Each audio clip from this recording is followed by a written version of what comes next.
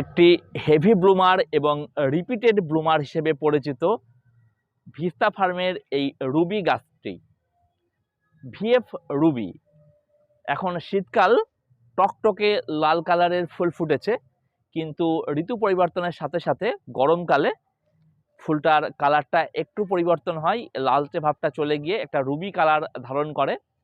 একটি অত্যন্ত সুন্দর ব্লুমার।